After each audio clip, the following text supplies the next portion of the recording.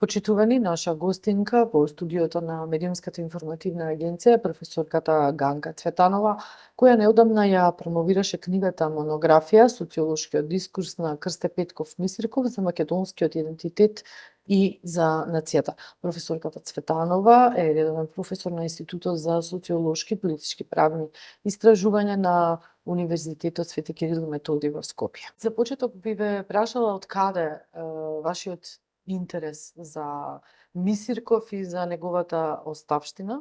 Мисирков е еден од нашите најзначајни дејци, еден од најзначајните личности, историски личности за македонците, кој што и ден денес е актуелен. Да, најнапред ви благодарам за поканата и можноста да споделиме малку повеќе за оставштината на Мисирков и тоа во годината кога се одбележува 100 години од неговата смрт, од неговото заминување. Точно е дека Мисирков е една од најзначајните фигури во македонското национално осознавање, во процесот на осознавањето. Тој бил истакнат филолог, истакнат славист, етнограф, публицист, но оваа студија, која во суштина е научно-истражувачка студија, нуди едно поинакво читање на Мисирков. Мисирков од социолошка перспектива и целта на оваа студија беше, нели не на самиот почеток од истражувањето, но како што истражував, јас доаѓав до тој заклучок дека во суштина Мисирков е зачетник на македонската социолошка мисла и во таа смисла би можело да се каже дека е дури основоположник на македонскиот социолошки дискурс или барем на раната форма на македонскиот социолошки дискурс. Како дојде до ова истражување?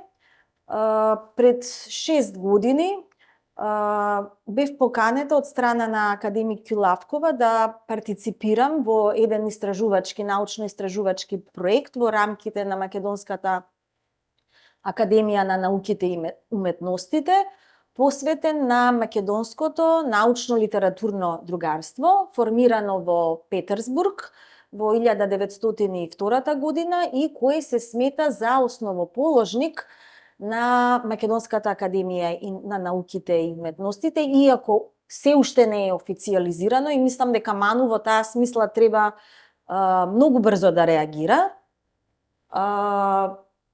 Мисирков е еден од потписниците и основоположниците на ова друштво и мене всушност ми беше доделен да го истражувам делот за улогата на Мисирков. Инаку по вокација јас сум политички социолог, иако кариерата ја започнав и првичното образование на Музичката академија, бев и професор, но потоа влегов во политиката, фокусот малку се помести кон политичките случувања, социологијата, по-конкретно политичката социологија и мојот докторат е базиран токму на идентитетски прашања, на прашањата од областа на нацијата, национализмот. Значи имам една теориска подкованост за овие прашања и како што се занимавав со анализа на улогата на Мисирков, нели морав да го анализирам и делото на Мисирков, бидејќи книгата за македонските работи има 5 статии. 4 од тие статии се всушност презентирани од страна на Мисирков на состаноците на македонското научно-литературно другарство во Петерсбург, што значи дека јас морав да го проучам и да го анализирам неговото дело. Како што навлегував во анализа на неговото дело, почнав да осознавам дека во суштина има многу социолошка димензија во самото дело. Да, во основа на вашите истражувања, како го гледате делото на Мисирков низ социолошката перспектива? Мисирков во своите првични публикации, како што е книгата за македонските работи, но и во неговите подоцнежни текстови што ги публицира и исто така оние особено пред неговата смрт во крајните години од неговиот живот, во суштина отвара прашања кои се суштински за социолошката мисла. Но тој не само што ги отвара овие прашања, туку тој ги елаборира низ една социолошка и антрополошка призма. Например, тој дава неверојатна дефиниција во 902 година за народот. Што е тоа што народот го прави едно цело? И тоа ја дава во духот на дефиницијата на Ренан за нацијата.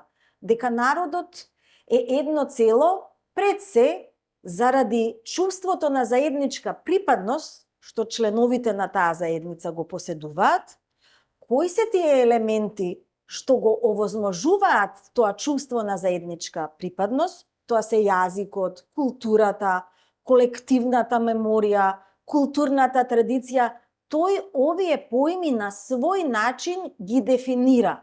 Значи, тоа се суштински теми за социологијата. Потоа, тој се осврнува на релацијата, односот помеѓу поединецот и заедницата. Тоа е повторно суштинско прашање за социологијата.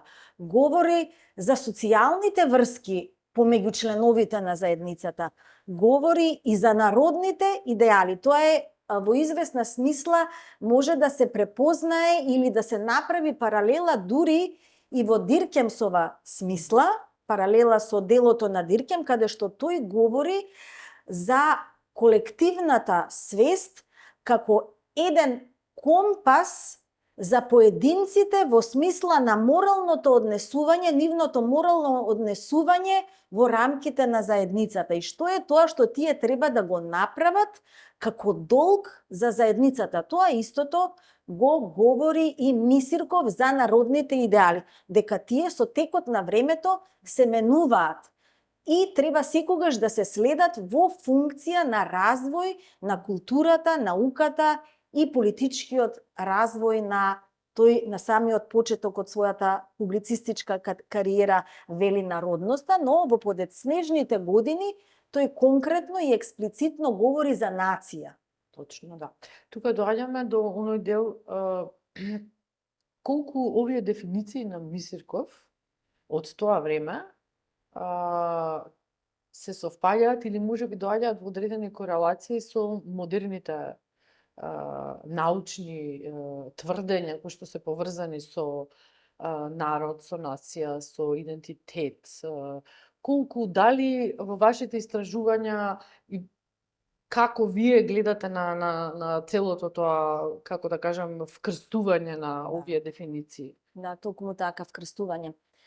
Значи, како аналитичка рамка за социолошкиот дискурс на Мисирков, односно за неговите концепции, теориски концепции, мене, како аналитичка рамка, ми послужија модернистичките теории за нацијата и национализмот, кои теориски се конципирани и артикулирани некаде кон крајот на 20 век. Значи, тоа се некаде 80-ти на години пред публицирањето на неговата прва книга за македонските работи. Во таа смисла јас водам еден диалог, односно воспоставувам еден диалог помеѓу модернистичката парадигма и помеѓу теориските концепции на Мисирков, но не за да ги вклопам во границите на модернистичките теории, туку напротив да потенцирам и да осветлам дека неговите теориски концепции се многу далекусежни, значи датираат од 80 години пред етаблирањето на оваа модернистичка парадигма за нацијата и национализмот, и во суштина тој на извесен начин ги антиципира и неговите согледувања стануваат централни во модернистичките теории. Инаку, според модернистичките теории, битно е да се напомене, нацијата не е дадена еднаш за секогаш, ниту пак постоела од секогаш. Таа е феномен на модерноста и е социјална конструкција која настанала како резултат на политичките, културните, општествените промени. Тоа на многу сличен начин го елаборира и самиот Мисирков во македонските работи, за македонските работи публицирано, ќе повторам, во 1903 година. Да. На самиот почеток, во првото прашање, кога зборувавте за, кога ја представувавте практично вашата нова книга, ја повикавте Ману и кажавте дека Мисриков е еден од зачетниците на нашата општествена и научна мисла. Точно така. Врз основа на кои сознанија од ова истражување ги темелите овие ваши ставови? Па тоа е, да речеме, да не се повторувам, тоа го кажав и во претходниот одговор, кои се тие социолошки аспекти што Мисирков ги опфаќа во своето дело. Инаку е битно да се каже дека Мисирков вели науката и литературата се најзначајниот фактор за развојот на еден народ. По степенот на развојот на литературата и на науката на еден народ, народите се делат на културни и некултурни. Културните владеат, некултурните робуваат.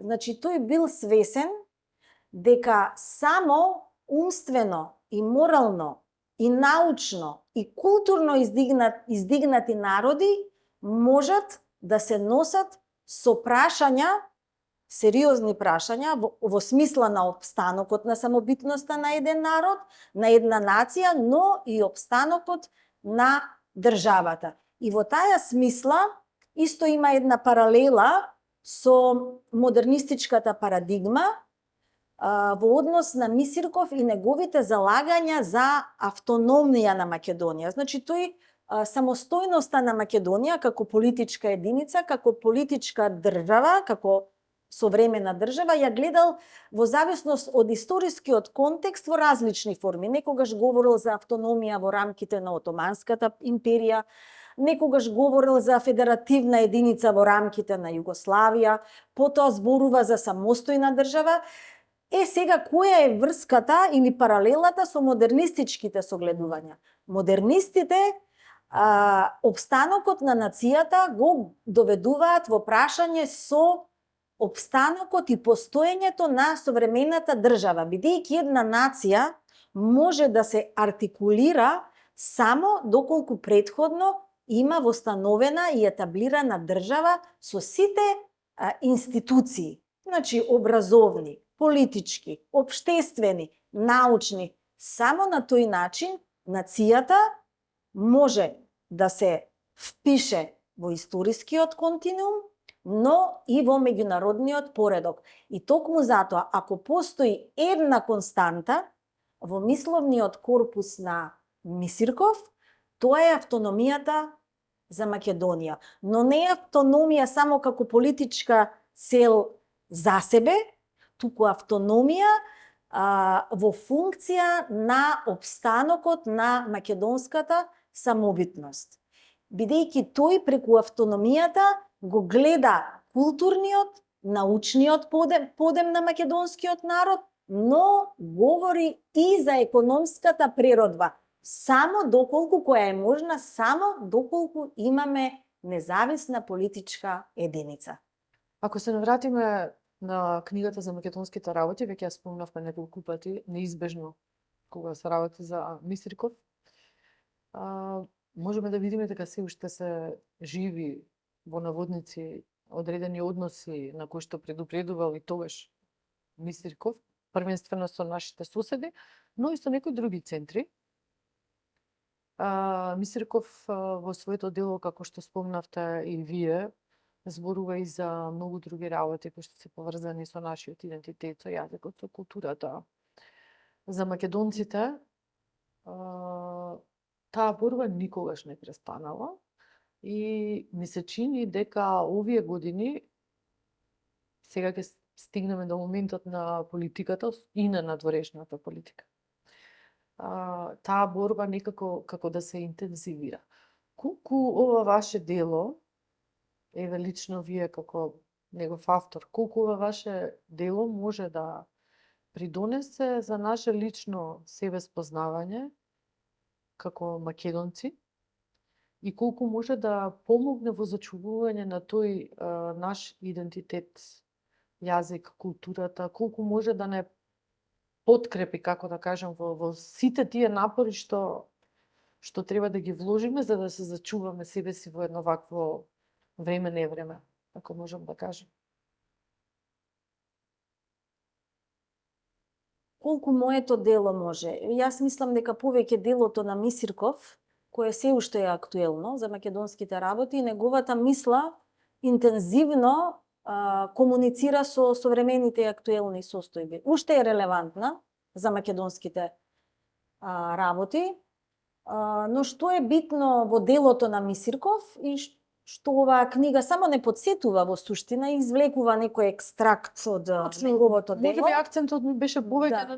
на некои нови моменти, ново некое читање кое што вие го токму гледате така. низ вашата перспектива Значи, оваа научна. книга, оваа моја студија не подсетува дека ние имаме еден континуитет.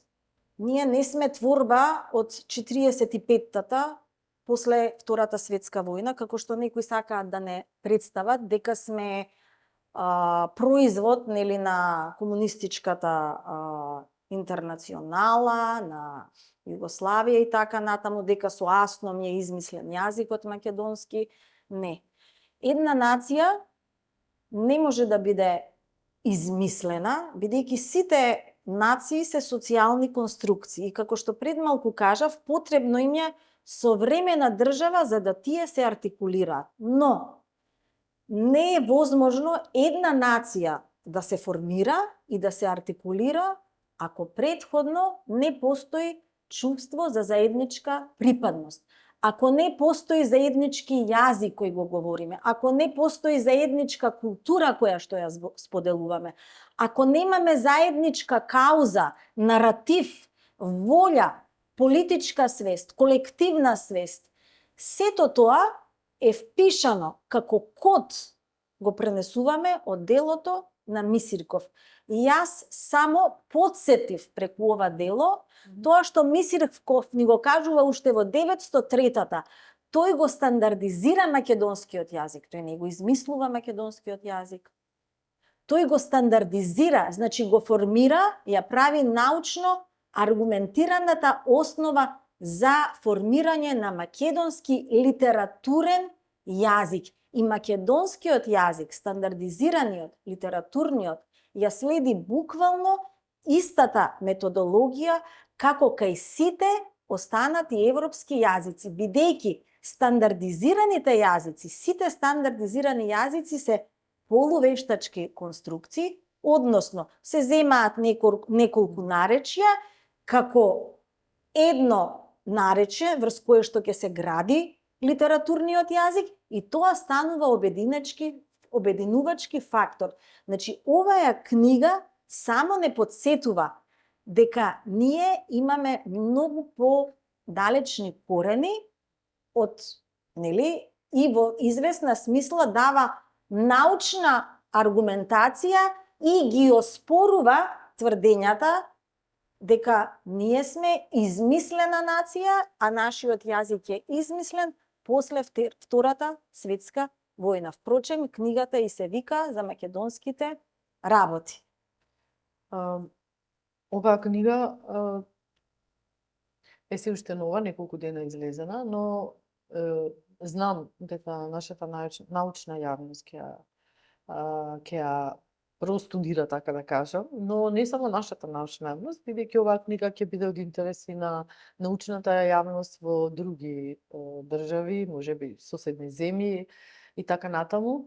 Исто така е добра основа и добра литература за студентите на универзитетите, но и за граѓаните кои што ќе сакаат да прочитат нешто повеќе за Мисирков и за оние кои што ќе сакаат да прочитаат нешто повеќе за нашата култура, идентитетот, јазикот и така натаму и да им пренесат на следните генерации, на нивните внуци и деца. Имате ли вие умилен дел од оваа книга? Да, секако.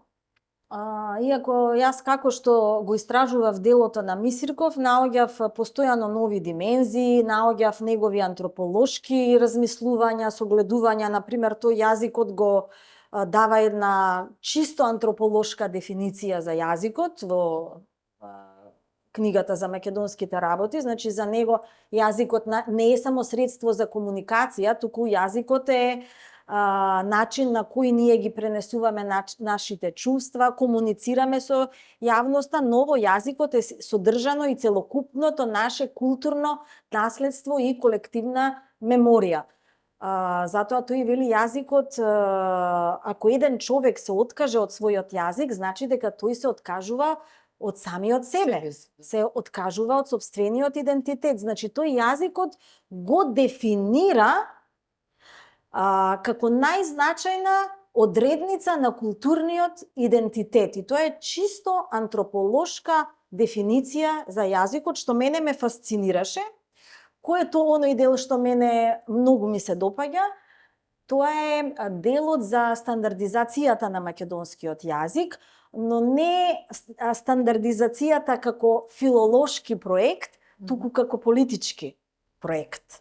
Што е тоа што тој прави со стандардизацијата на македонскиот јазик? Тој го дава изворот и основата на македонската нација и на нејзината политичка легитимност во далечната 1903 година. Во таа смисла мене тој дел ми е фасцинантен и секогаш кога ќе кажат нели јазикот ви е измислен со указ на Асном, ние може да кажеме не, јазикот наш е стандардизиран во 1903 година и кој е тој дел што уште ме фасцинира? Тука би направила уште една паралела со модернистичките толкувања и согледувања за нацијата.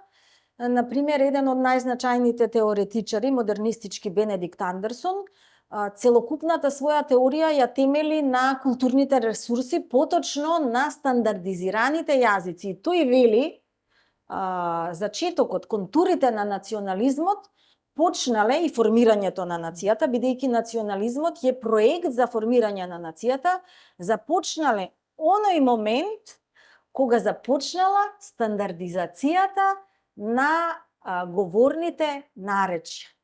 Значи, што се случува? Оној момент кога Мисирков го стандардизира македонскиот јазик, тој истовремено ги оцртува контурите на процесот на формирање на македонската нација. И тоа е оној момент што мене ме фасцинира.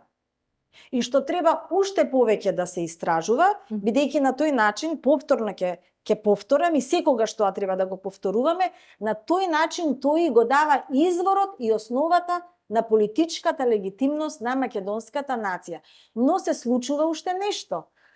Давајќи го литературниот македонски литературен јазик, стандардизацијата, фактички тој инсистира да се пишуваат дела на современ македонски литературен јазик и да се збогатува нашата наука и литература на македонскиот стандардизиран јазик. На тој начин тој упатува да создадеме високо стандардизирана култура, базирана на писменост и образование.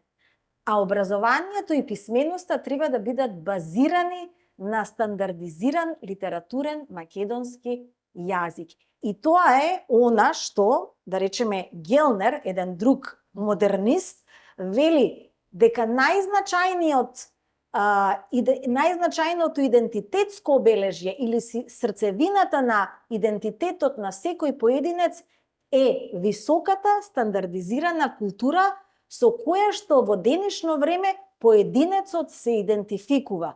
Тоа е нашата македонска литература, книжевност, понатаму сликарство, музиката и така натаму. Значи, Мисирков инсистира и упатува апел до интелигенцијата, до македонската интелигенција да создаваат научна литература и книжевни дела на македонски јазик и на тој начин да направат фактички фонд околу кој македонскиот народ ќе се обедини, но и со кој македонскиот народ ќе се идентификува. Во чии архиви треба да ги продолжиме истражувањата? Веќе го спомнавте Сан Петерсбург и некои други научници пред вас го споменува. Да. Знаете, јас не сум историчар, иако секој социолог мора да владее со историјата и секој историчар мора да Да. ја разбира социологијата, ако не да ја владее, барем да ја разбира, но веројатно тоа вчера го спомена и академик Јулавкова, дека треба се уште да се истражуваат архивите во Петерсбург. Не би знаела да ви кажам, може би во Софија архивите, не знам што кријат таму, но еве тоа нека остане за историчарите, што ќе откријат, ние ќе анализираме и ќе го ставиме во функција на македонската наука. Што е вашиот следен научен предизвик? Што е мој следен научен предизвик? Убавината во научно-истражувачката работа е тоа што кога ќе започнете со едно истражување, имате некоја теза, почнувате, имате некоја цел, но истражувањето одеднаш ве води по друга патека. Како што јас, да речеме, така се случи со оваа научна студија. Започнав улогата на Мисирков да ја истражувам, стигнав до неговиот социолошки дискурс. Не би знаела што би било следното, но јас имам и тековни истражувачки проекти на кои што работам. Повторно, најголем дел од нив се врзани за македонското прашање и македонскиот идентитет. Имам и некои други апликативни проекти на кои што работам за македонската култура, за современата македонска култура, управувањето со културата и така натаму. Се надевам дека ќе произлезе од некои од овие истражувања, можеби не вака едно, да речеме, можеби е нескромно јас да го кажам капитално дело, но некои нови научни согледувања секако ќе произлезат. Многу ви благодарам за ова интервју и ви посакувам успех во натамошната работа. Ви благодарам за поканата, ми беше задоволство да ги споделам моите гледишта за Мисирков.